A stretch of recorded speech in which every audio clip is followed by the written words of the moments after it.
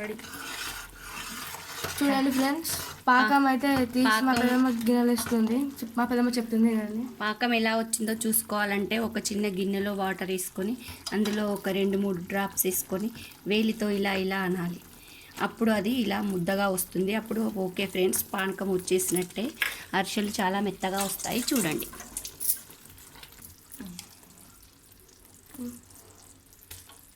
ఇప్పుడు నెయ్యి వేస్తుంది. చూడండి.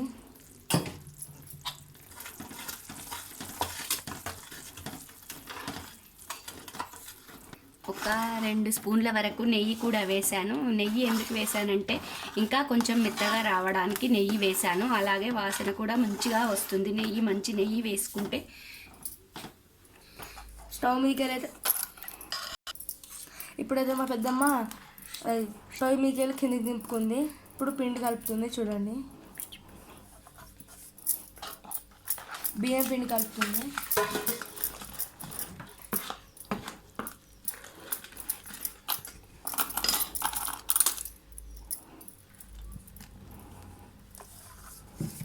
ఉండలు లేకుండా కొద్ది కొద్దిగా వేస్తూ ఇలా కలుపుకోవాలి.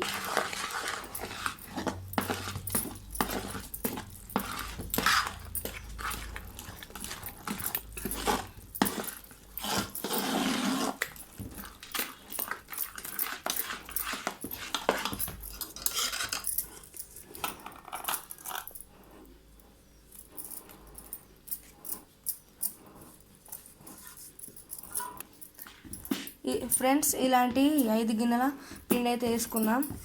ఇంకా నువ్వులు అయితే వేసుకున్నాం. చూడండి, నువ్వులు వేసుకొని కలుపుకుంటున్నాం. గుప్పిడితో 2 గుప్పిళ్ళ నువ్వులు వేశాను. నువ్వులు అంటే మాకు ఇష్టం కాబట్టి వేసుకున్నాం. మీకు ఇష్టం ఉంటే వేసుకోవచ్చు. 2 గుప్పిళ్ళ నువ్వులు వేశాను. ఇంకా కొంచెం లూజుగా అనిపిస్తుంది కాబట్టి ఇంకా కొంచెం పిండి కలుపుకోవాలనుకుంటున్నాను.